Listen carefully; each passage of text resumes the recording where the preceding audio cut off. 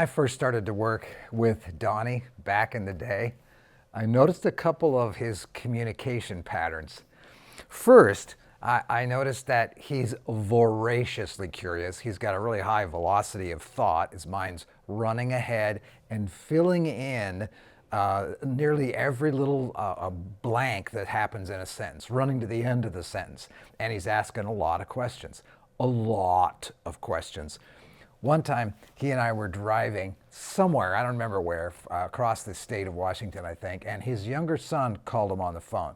Now, I couldn't hear the other side of the conversation over Donnie's cell phone, but whatever the purpose of the call was, Donnie had questions. In barely more than a minute, I noticed that he had asked Jesse 3 questions. So it kind of caught my interest. I like counting things. So I began to keep track. I began to count. Well, there's 4 questions. Oh, there's 5. Well, that's 6 questions, and with just brief pauses in between, allowing his son to jam in a few words of an answer. And then there were 7, and then 8 questions, then 9 questions.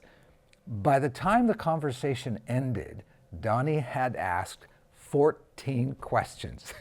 He's sitting right there, snickering right now. The call ended with Donnie saying, "Okay, I'll do that," and then hung up. When he ended the call, he looked at me and I was giggling just like I still am now. And I said, "You ask a lot of questions." And he said, "Well, why do you say that?" "That makes 15 questions," I said, grinning back at him. Well, that uncovered a second pattern that he has in communicating that since has turned into kind of a running joke between the two of us. The tone of his questions, and even sometimes of just his statements, imply a missing word at the end. I said to him, "You forgot a word at the end of that sentence. You forgot the word stupid." We laughed a lot about that, and he said, "Well, it's implied. I shouldn't have to say it." So ever since then, we've really had a good chuckle about that. Occasionally, I've even asked him to change his statement or his question by omitting the implied stupid at the end. It's kind of become a source of entertainment between the two of us. And while Donnie doesn't often communicate that way with me anymore, he and I have both had a lot of fun with others who do it. Either Donnie or I will say, "I think you forgot a word at the end of that sentence," and then suggest to them that they should put the word stupid in. Well, the other day, we were with a group of people in one of our enterprises that we are supporting who are newly hired people, and they're immersed in a pretty intense training program. It's a high-tech, high-pressure company, and learning the skills to do that work can be kind of daunting.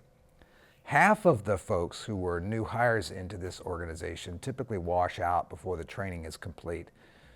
And over the years, we've noticed that many of the people who don't make it through the training process have a couple of mental models or assumptions that set them up for failure, and they're different assumptions than people who succeed. It shows up in how they talk, and it shows up in how they end their sentences.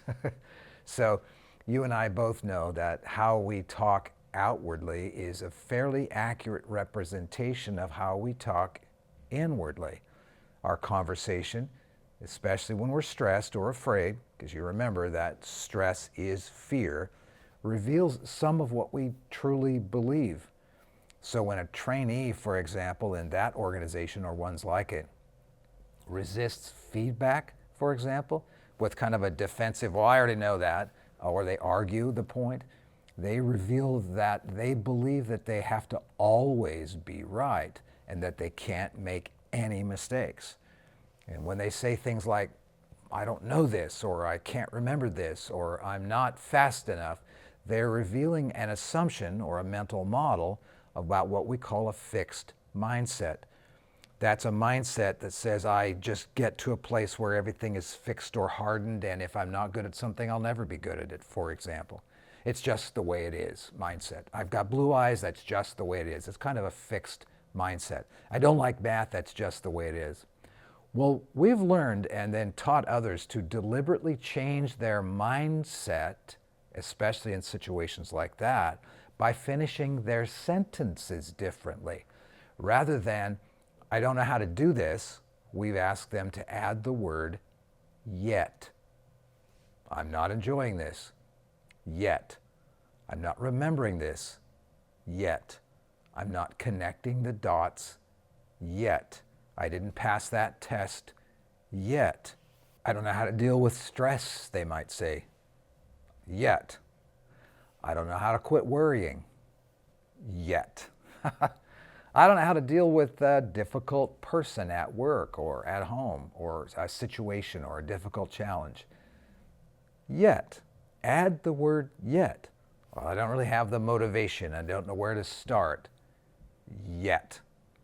Especially when you say that out loud, that sort of changes everything. Adding yet changes our neurobiological response from a threat response, I can't do this, it's always going to be that way, to a reward response. I can't do this yet, but I have the ability to keep working at it until I can do it. When we get feedback and we become reflexively defensive and we add another phrase at the end of that, we could say, and thank you to whatever feedback we're given about something. It does the very same thing when we do that as when we say yet.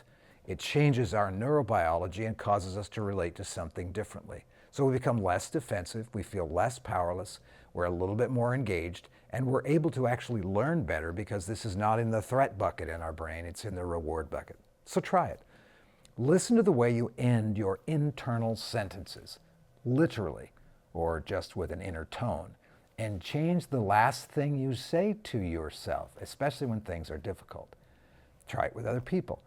If you've got a frustrated child, for example, add yet or add thank you for them. Teach them how to say that at the end of a frustrating thing. If you're in a meeting at work with someone, yourself included, and someone makes a negative statement implying that that's the final answer, that's just the way it is, but then you say out loud, well, that's a problem. We haven't been able to fix that yet. When negative feedback, whether it's veiled or hidden or direct, comes your way, just say thank you for that. And I'll work on that and I'll have that fixed soon, or I'll get that figured out, although I don't have it figured out yet. Get a little bit better at ending your sentences and your thoughts aloud in a way that puts wind in your sails rather than knocks the wind out of you. Makes a pretty big difference. So here's an advanced pro tip. When you hear an implied message that piques your interest or your threat response kicks into gear, just pause and ask the person to complete the sentence. Did you leave off a word or two? Is there an implied word you need to add there? Did you mean to say never or always or we're all going to die? Do it kindly. Get them to finish the thought that they've got and then help them to change that ending thought to yet or thank you. You'll probably be delightfully surprised at how effective this is. Now, if Donnie asks a third or fourth question in a row of me, I'm often going to say, so what other questions do you have? And then, when he, rarely now, ends the question or the statement with that particular tone, that stupid tone, I'll smile and ask, did you leave a word off the end of that statement? Of course, the unintended consequence of having fun with that implied stupid habit is that he now just says it out loud. You're going to do what? Are you stupid? I think I might have liked it better when it was implied.